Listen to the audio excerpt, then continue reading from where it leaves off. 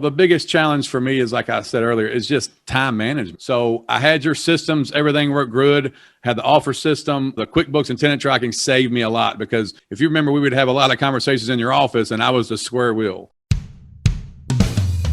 You're listening to 5 Hour Real Estate Week, where you'll learn to consistently buy real estate in only 5 hours a week. So if you're ready to invest in real estate, achieve financial freedom, and own the lifestyle you deserve, even with your job, this is the show for you. Now, here's your host, Mike Butler. Okay, guys, welcome back to the 5 Hour Real Estate Week. And today's winner is Cliff Hayden, and he's a superstar, and he achieved superstar success just at a monumental pace that's just super fast, and he just knocked it out of the park. What's interesting and what you'll love about Cliff is that he started all of this while he worked his full-time job at the phone company. That's right, AT&T or something like that. And his whole family was involved in working for AT&T and being in the union and all this and that. Well, Cliff is a client of mine. I've been working with him for, I'm going to guess, 15 years maybe? Every bit of it. Yes, sir. Okay, if not a little more. And I'm so impressed and proud of him for his real estate achievements using the same information I give you on this podcast, and you can do this too. So Cliff is pretty unique. When we first hooked up, we didn't know this. And he had gone to a super high dollar mentoring coaching program that charged him arm and a leg, and they convinced him to buy a 2 or 3 story dump. Yes, it told him it was a good deal. And so I can't remember what prompted him to look me up, but do you remember how you found me, Cliff? Actually, when I was in the process of getting a loan for that duplex, the loan officer told me about CREA. And first night I went to CREA, you were up on stage talking about Roth IRAs. So something clicked. You just the way you presented yourself intrigued me. So I actually stopped by your office the next day and asked you if you could help me. Yeah, here's what's interesting, guys. So he met me, heard me speaking and teaching about Roth IRAs. But what's cool is he came into my office and he told me what he did. And what did I say? You called me a dumbass. It was very good first impression. And so here's what's interesting, though. It just coincidentally, Cliff's dad was my football coach back in grade school. My dad was a coach. Cliff's dad, okay, his name's Frank Hayden, super good guy. And he and my dad and probably a couple others were my football coach back in grade school. And Cliff played football for I don't know how many years. I played for 9 years. And the interesting thing is we went to the same grade school. Now, Cliff is a generation behind me, but his dad served in Vietnam. He got wounded there, and we went to the same grade school. And Cliff has how many brothers and sisters? I have 2 older sisters. But your dad has how many brothers and sisters? He has 9. 9. They're very and I'm the oldest of 7. So we went to the same grade school, and we just had so many things overlap. Grew up in the same neighborhood, the same kind of culture, all this and that. So we really kind of hit it off right from the get-go. And Cliff really impressed me because he was super hungry and he wanted to do good, and he wasn't just content with working for the phone company. And at that time, he was making over $100,000 a year. Yes, I was. And with his overtime, driving those trucks, when a disaster happens somewhere, they get overtime and make a caravan down to wherever a storm hit or tornado or what do they call them, tsunamis, or what was that other thing, hurricanes? Hurricanes, yep. Yeah. A lot of hurricanes. And so got some questions here, Cliff. So I remember when we first met and you came to a boot camp years ago, what do you remember most, or what was some of your ahas from like your first boot camp? Great question. You knew me from the beginning, so I was so green, I didn't know anything. So just the systems you used were so powerful for me. Just the offer making system was the first one that stuck out because I didn't even know how to make offers. I had no idea. I would literally find a house on MLS or on computer and just go look at them. So just the systems on the 3 different offers when I go look at a house, and then learning how to screen better and using all your systems from that to tenant tracking to investor books, IRAs, everything. I basically just use all your stuff.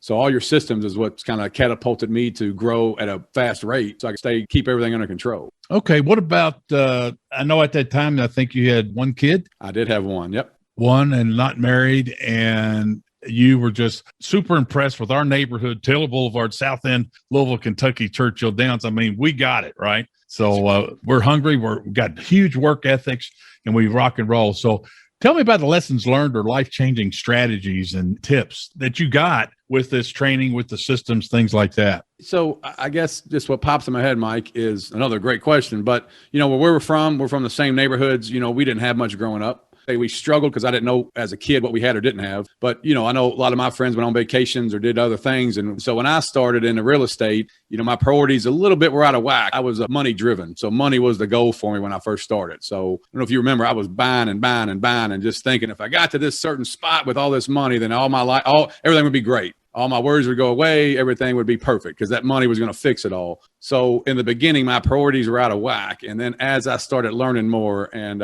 reading more and following a lot of your system, just my new priorities took over, where it was more about lifestyle and more about not so much money, but just being a good father. I started off with one kid. Now we have 5. And so they know what causes it now. Yeah. So the problem was, I thought, when we grew up, man, if we had money, that my kids would be happy. I could buy them all the stuff I never got to get. We bought dirt bikes, 4-wheelers, all kinds of cool toys that we could never afford. And what I realized was I was neglecting them because I wasn't home very much because I was always just so busy. And I started taking off with being a foreclosure agent and then fixing up foreclosures. And I was basically a whore for money. And so looking back on it with the last 3, that we got a little bit of age difference in them there, I realized that I need to be home more and that all this money and stuff is great, but the lifestyle and being around and being a good father, making sure my kids are okay was way more important to me. And I think that falls back onto how we grew up too. And just family was a big deal when we were growing up for both of us. I know your family too, and just great people. So from when I first started, the old priorities where money was the goal to the new priorities, which is lifestyle. And I use money as a tool now and not as the goal. And so that kind of changed everything for me and got me to where I really enjoy what I do now. And that's cool. So tell everybody about your first 3 years back when you had the job. So we were actually just talking about this with some old AT&T buddies the other day. So when I first started, did that Robert Allen, and it was a horrible deal. It just wasn't for me. Spent a lot of money, bought a horrible duplex, met up with you. And then once I started learning what to do, I would just run around like a chicken making offers. I think I made if I remember right, 120 something offers before I bought my first house. And so I can remember being on AT&T, I'd come in, if we didn't have overtime, or if we did, I would literally sit in the office for hours writing offers, and I'd go on houses that I looked at that I was following up with. And then I just submit offer after offer after offer and just spun my head because I couldn't figure out what I was doing.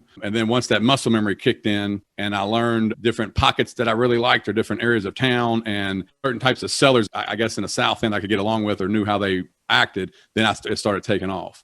And if you remember, our first big deal that you helped me with was one of those questions was, do you have anything else for sale? And I'm not saying that right. It was a different terminology. But when I first really fell in love with it, I made an offer on one house, asking if they had anything else for sale, and they had 6 other houses for sale.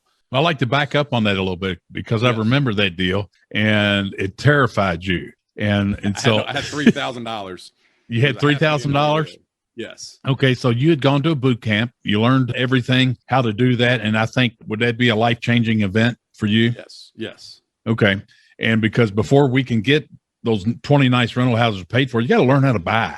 Okay. And you got to do it efficiently, especially if you have a job and you only got about 5 hours a week to devote to it. So you had a classmate with you in that class, Kevin Mercer. I just talked to him yesterday. Great investor, good guy, great people. Guy. And he attended that very same boot camp.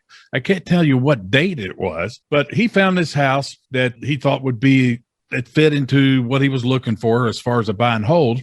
And it was listed with another agent, wasn't it? Yes, it was. And for some reason, he couldn't put a deal together. And so one of the questions that you're telling us about right now was, if you can't put something together, or if you do, if you're talking to an agent, do you have any other properties to unload? And you asked that agent that. Kevin did not ask him that, did they? I don't believe so. No, he didn't, because he called you up and told you about the deal. I believe you're right, but I love Kevin, so I'm going to keep. Yeah, I do too. Okay. Yeah. And so then you went and looked at the property, and then tell us what happened from that point. She said, as a matter of fact, this is an estate and they have 6 other properties for sale. Only because you asked that question, right? Correct. And so I got the list together and I was super excited. And I went to your office and you started, you know how you do. You started doing your math and all the numbers and how we're going to structure this deal. And I'm freaking out because your offer was like, it was over $500,000. And $480,000. Yeah, it was something crazy. I remember that. Yes. And so I'm all excited like a little kid in the candy store. Wasn't it a cash offer? It was a cash offer and I didn't have any cash. And I tell you another life-changing lesson you told me, and till this day, I still use this advice. If you have a deal, you'll find the money. And I 100% believe that to this day. And I still use that. And yeah, but okay, time out. So we put this offer together. And when we made an offer of $480,000 cash for what? How many houses you think? 6. 6 houses. Okay.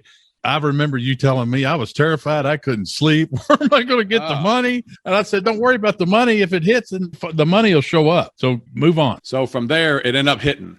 And then I'm really excited and nervous at the same time. And so we end up hooking up with a guy named Gary Settle, who was a mortgage broker. And he did the whole deal. He actually found small banks that would finance the deal cash. And then within 30 days, we turned around and refinanced them. The cool thing about that is, too, if you remember, Connor got sick and I'm getting the flu. And so I went to his doctor, and his doctor was a new investor also. And I told him about the deal, and he ended up buying 4 of the houses were in South End. The other 2 were, I went, let's say, Billtown Road area. The doctor bought them. I wholesaled 2 of the houses to the doctor and made like 30 grand. So it's incredible. So I walked away with 4 houses, nice rental houses, nice area town, nice neighborhood. I made a commission off of all those 6, and I wholesaled them to my son's doctor. And that's when I was like, real estate is amazing. So can you put a total value maybe on that deal? I know we're shooting from the hip here, but you had $3,000. You made an offer to buy 6 or whatever houses it was, $480,000 cash. Yeah, so I walked away with 50-something thousand after commissions and wholesaling them. I had 4 nice rentals. I think back then we bought them for, I want to say, somewhere in the low to mid 60s, and I still have them all. I don't owe hardly anything on any of them, and they're worth about 120-something thousand today, $130,000 a piece. So great rental houses. So it all started by making that offer, didn't it? Yes, it did. Well, actually, it started with asking that question. Yes, because that agent would not have offered that to you. No, so you had thinking that way. Yeah, you had $3,000 in your pocket. Then you ended up with close to $50,000 in your pocket. Yes, and owning 4 houses. That's pretty cool. So cool. I love that story. I mean, it doesn't get any better than that. So that's cool. So what were some of the biggest highlights, biggest challenges? And it's not all butterflies and rainbows, is it? No, not at all. So the biggest challenge for me is, like I said earlier, is just time management. So I had your systems, everything worked good. Had the offer system, the QuickBooks and tenant tracking saved me a lot, because if you remember, we would have a lot of conversations in your office and I was the square wheel. So I had systems, but it'd be square. So it would turn and then something else would stop and I'd do something else. And I wanted that round wheels. I remember you telling me this analogy. And so I had systems, but I wasn't running them just right. And I was just all over the place. And so the biggest thing is what I learned is, I call it the 80-20 principle. I was doing everything in the world to make money. Well, if I'd have just focused on the 20% that made me all the real big money, instead of doing all the other 80%, I call it bullshit, then it would have been a lot better. So once I figured that out and just started focusing on that 20%, I made way more money than I ever thought of. And then I didn't have all the headache that went along with it. So you described yourself as like instead of having a wheel that actually rolls, you had a triangle or a square. Yes. And so what happens is, and we were workaholic. Yep. And so we focused on achieving success. And what happens is, as you accumulate assets and you get busy and you do this and do that, there's only 24 hours in a day. And what happens is you hit the wall. So I thought that buying rental properties would be like buying stock. Of course, I'm not a stock expert. We didn't know about that stuff. But I thought you buy something, you fix it up, put a tenant in it, and then you get money in the mail. Okay. Well, then as you grow, and I can see your desk back there, kind of looks like mine now, doesn't it? It does. But anyway, so it grows. And so you've got to have these systems polished so that your life, so you can have a life. And so things will eat up more of your time. So the landlord takes a little bit more time. Tax time takes a little more time. And so all of these things need to be polished and tweaked down. So that's cool. So if you had a challenge, how did you overcome it? I actually took a look back, because there was a time, I don't know, I did bank jobs and I was doing all this stuff and I had more money than I ever thought I would ever have. And I realized I was miserable. Like I wasn't happy. My home life wasn't good. I'm surprised my wife didn't, we just weren't at a good spot, because I was not a good husband or a good father. And so I really I want to say one of the kids said something to me like, Dad, you're not going to be able to make it. I'm going to go ride my bike or do something else. And it just hit me hard. And I can't remember the exact saying, but I remember going, this is not what I did this for. And so I spent 7 years unwinding what I had built and sold all, your plan. I did a look at all my houses that were headaches. I started fixing them up and selling them off, upgrading my portfolio, getting my nice houses in place. And so in today's model, I have around 25 or so nice rental houses in nice areas. I have several of them paid for, and then everything else I do is tax-free investing. So that is cool. Got rid of all that baggage and all that, and we know several investors that do very well and have 100 or 200, 300 houses. I realized that's just not what I wanted to do. It sounded cool, but it just wasn't, I want to be a good husband. Well, the whole reason for doing it, at least in my book, and it sounds like it's the same for you, is our family. Yes. And so the last thing you want to do is create an albatross or a monster that's going to take time away from that. Yes. And so your challenge, okay, was one day one of your kids said, da, da, da, da, da, I know you can't make it.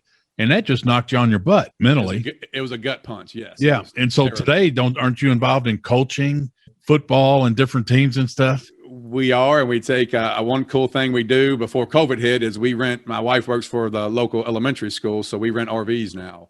So we rent an RV and we'll take off for 40 days. So we'll that's awesome. For the summer and go to the West Coast, East Coast, and we just travel and go to campgrounds, and the kids have a blast. And now that all the systems are running really smooth, I don't have a lot of the headaches I had before. You know, I work 2 days out of the week for a couple hours, you know, with my staff and get our weekly agendas out of the way, and then I'm done for the week, and they take care of everything. And what's cool here, guys, he said he rents an RV for 40 days, takes the whole family and goes traveling around the country. And you know what? You still have remote access. You still run your business from anywhere. Yes. Yep. Anywhere. Okay. And that's pretty cool. So we'll get into that in another session. So I don't know if you'll agree with me or not, Cliff, but I think our success in this business is a lot about who you know as much as it is what you know. So who have you met along the way that has impacted you the most? Not gurus, but maybe other investors or so like you. Well, of course, I'm talking to one of them right here. I wouldn't be where I am today without you. You believe that? No question about it. Okay. So, that makes me happy, dude. Yeah. Well, I give you a lot of credit all the time. And you probably don't know this when we were hanging out. Just from being around you, you would introduce me to people and they looked at me or talked to me also just because I was with you. So a lot of good people I've met. Dave Coffey. So great guy, high quality guy. I've spent years putting people around me that, you know, I trust and that I can rely on and bounce ideas and strategies off of and help me grow. Now, Dave Coffey, medical doctor, he walked away from being a medical doctor to do real estate full time, and I got him in Money Magazine too. Yes. So, and you know all these guys, Dave, Jay Long, he's helped me a ton with my kids' CISA accounts and IRA stuff. Yes. I do a lot of deals with my kids' college funds. CISA. Me and Jay used to travel around the country going to all the boot camps when he couldn't buy beer. And then probably number one is Jamie Greenwell. So Jamie and I don't know if you knew this, the first CREA meeting I went to, he was sitting at the table with me. We didn't know each other. We didn't know nothing about real estate. And then we just kind of hooked up and just started seeing each other out at different seminars and classes, and then he became an educational partner. So we travel a lot and go to different seminars, and still to this day we still travel and go to seminars. So Duffy Ford's one of them. Joe Burnett's helped me a lot. We have different strategies, but he's a pretty sharp guy. I mean, Dick Vreeland, Chris McCarty. I tell you, there's a guy in Indiana named Bob Dressman. I like him a lot too, and he's helped me a lot with I've been big into solo 401ks now, which is another form of retirement fund, and so he helps me a lot with doing deals in my solo 401k. That is great. You mentioned Jamie Greenwell, another investor, and Jamie Greenwell attended boot camps and stuff just like you. Yes. And he came into my office one day just so mad and aggravated. Jamie's kind of a quiet guy, but he said, man, you know, this jumping loan system you got, I love that. But you know what? I get in front of a motivated seller and I just go, I don't know what to say. He said, I just wish I had a video or something or DVD I could just pop in and say, here, watch this. And so because of that, I created the ABCs of Jumping Loans video that he carries around with him everywhere and shows the folks and stuff. So Jamie, he's awesome. So that's cool. That's cool. So while working your job, how did you implement our system to get yourself out of the rat race? So I don't know if you remember, we set goals. I can remember sitting in your office, and I know I have those goal sheets somewhere, and you probably don't remember because my goals were so low. You was like, nope. And I remember one of the times I wanted 25,000 in my reserve account or something. He was like, no, that needs to be 50. I want to say it was 60 or 70,000. And I remember going, there's no way in hell I can have that much cash sitting in my account. And so just setting those goals and just having and I give you a lot of credit because you just as your experience, and I always thought you had like a crystal ball. And so I would, just us bouncing stuff and going, here's where I want to be. And then you would help me tweak it. And then I would just I did work hard. So the tenacity and the work ethic, I would just go out and whatever it took, I would just however long. So it's kind of like if you know where you want to go and you got a pin on that, put that pin on the map and you know where you're at now, you draw a straight line to it and go after it. That's it. And then have guys in your team and people around you that can help you get to that point too. So back to the question, you dodged it like a politician. I know, I'm bad. Okay, while working your job, how did you implement these systems to get yourself out of the rat race? would you say? You said goals was one. Goals was one. The team is a big one. So once I got to a point where I started getting, I got a property manager now. I use 2 VAs now, and I got a bookkeeper. So getting all those systems in place and teaching people how to use those systems, because I was doing it all in the beginning by myself. Getting those in place and getting to that lifestyle that I wanted, where they could, a big phrase I use now is done is better than perfect. So letting other people kind of do some of the day-to-day stuff I don't like doing. And so I can spend the time doing things that I like. When I got to that point to where I could let go of some of that micromanagement and then really do what I want to do with my day, I just kind of took off. So I don't know if that answers it, but that's okay. That helps. Okay. That helps folks see how, because these folks that still have a job and they only have 5 hours a week to devote to real estate, how can they bust out of that rat race? And so that was looking for your insights and tips and what you did to achieve that, because you knocked it. I mean, from the time you met me till the time you said Adios Phone Company was about how long? I want to say 5 years, maybe 4 or 5 years. Yeah, if it's a 3 to 5 years, I didn't mark it on a calendar and know this before asking you the question, but I mean, you got there pretty darn fast in my book. I'm going to say 3 or 4 years, maybe. I'm going to say 4, because Connor was born in 2004. I really didn't learn how to know what I was doing until around 2006. And from that 2006, I quit in 2009. So 2000, yeah. 3 years. Yeah, it was pretty fast. Yeah. And I just hated the job too. So Bell South. No, you didn't. You didn't hate the job. When AT&T took over. You told me that was the best job. Well, I do give them credit. My company is named after my truck because I did a lot of real estate on the job. Yeah. I can remember going to closings and I would literally park out. And it was on Hank Schultnick when he had his office downtown. And I'd park on the street, put my cones out, put my sign out, and I walk up to the office, buy a house, walk out, put my cones up, and take off. Yeah, in my office, we'd hear this big old boom, boom, boom, boom, boom. Yeah, what the heck is that? And look out the window. There's this phone company truck with an all-tech bucket on it, like a 5 or 10 ton tank that he drives. And that was before GPS, thankfully, because I would have been fired way before that. Yeah. Okay. So that's pretty cool. So I've seen and heard where investors take 1 or 2 hours to walk through a house, especially fixer-uppers. And how long does it take you to walk through a house and cipher the repairs, handicap it, and come up with your offer? We've done it so long, 5-6 minutes. It doesn't take any time at all. Isn't that phenomenal? Did you believe that when you got started? Not at all. Okay. Not at all. And I'll tell you another real quick story off tangent. I was riding with my mom yesterday and we brought you up because I always thought it was so cool. I would talk to you and you would tell me, I got a house on this street, but I don't know the address. And I remember going, how does somebody own a house and not know the address? Who? I said that? You said that. You would know the street name. You might have have several houses on the same street, but you couldn't remember the address. And then I remember, how can somebody not remember the address? And then me and my mom were riding around yesterday, and I was like, I own houses out here, but I could not remember the address.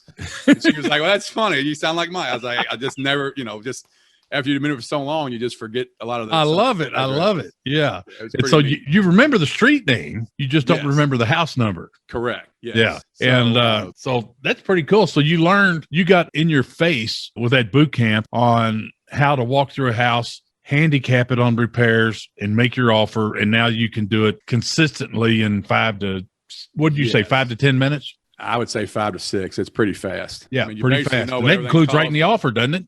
It depends on anymore. Back then, yes. Anymore, because the market's different. I really meet sellers now, and it'll take me a few meetings to see what they need so I can, help them out and create the deal that they want. And you learned how to cherry pick prospective deals instead of kind of the shotgun approach. Yes. I wasted a lot of time with the shotgun approach. But that's called experience. Okay. Yes. So, yes. Well, I want to thank you for being on the show, Cliff. And can you tell us about your last 12 months and where you want to be in 3 to 5 years from now? It's another great question. So past 12 months, well, we had COVID, so it's been, challenging because all the kids have been at home. So really, I don't do much anymore, Mike. I know it's kind of weird. So I should say I don't do much. I still do deals, but I do more creative deals. So now I'm real big on terms, subject tos. With the market like it is now, we stopped competing with all these wholesalers. It was just crazy. I just got so tired of it because you're going to the same house and they got 6 offers and I hate it. So what I do now is I door knock. So I'll spend a Saturday. I'll take Charlie Ann with me, my daughter, and we'll just go to different neighborhoods that I really like that I want to cherry pick. And I've gotten some really good seller finance deals that way. So we just knock and talk to neighbors and see who's doing what and what's going on. With no other lead? No other lead. just a neighborhood you like, and you'll just go up and knock on the door. Yep. The leads we get now are friends and family. I don't advertise anymore. So I'll get friends and family, stuff like that, or somebody knows somebody. But yeah, I like the door knocking. When I just did a deal a couple years ago on my Roth IRA in my mom and dad's neighborhood, which is a nice neighborhood in Iroquois Heights. Yes. And somebody was moving to Florida. They were retiring and moving to Florida. And actually, it's on my mom and dad's street. So they needed, I want to say they had a first mortgage on it for, I want to say 60 grand. So I had 60 grand in my IRA. So I gave them 60,000 down. I bought it for 170,000, I believe. I pay him $1,000 a month till it's paid off, 1% interest. Great deal. Pretty cool. Jumping alone.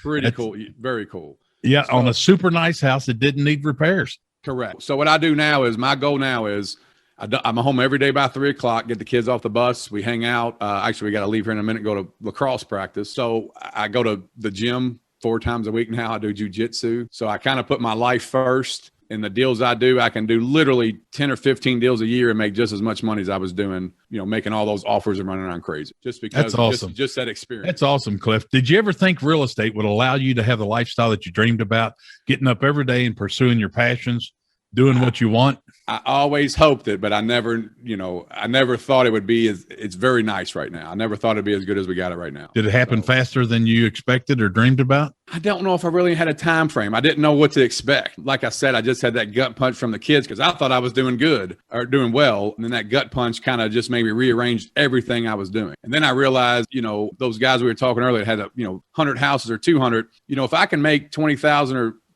even 15 to 20,000 a month without any debt, and then everything else go into my retirement funds, that's enough money to live on. I don't need 100,000 or 80, I don't, just for me, I'm not knocking anybody's strategy or what they do, but for me personally, my personal preference, 20-some thousand a month is more than enough to live on with no debt. So I just realized that if I can do that, all this other stuff, I don't want to pay taxes. I want to put it out in tax-free accounts, fund my kids' college funds so they're not sitting there with a huge debt when they get out of college. Yeah. So, you've got 5 kids. Yes. You got 5 kids. You take over a month off every year, rent an RV and travel the country. Life is good. And your daily activities, more family time than anything else. So I want to thank you again, Cliff, and I want to congratulate you on your achievements. You make me feel you make me feel very proud of you. And I want everybody to be a mini me of Cliff Hayden. Okay. And tell your dad howdy, your mom howdy too. And I'm just very, very impressed with everything you've done and everything you're still doing and being a great dad. So that is awesome. And so what about this slogan here? Remember, life does not have a rewind or a pause button. It's up to you to take action. I love it. Yep. Okay. So thank you so much, Cliff, and adios, my friend. I appreciate you, Mike, always. Glad you joined us for another episode of 5-Hour Real Estate Week. The best thing you can do now is put this information to action. To help you get started, Mike created a free resource for you called How to Buy 50 Houses a Year, Even with Your Job. Download it now by going to mikebutler.com/50 houses. And we'll see you on the next episode. Thanks, John.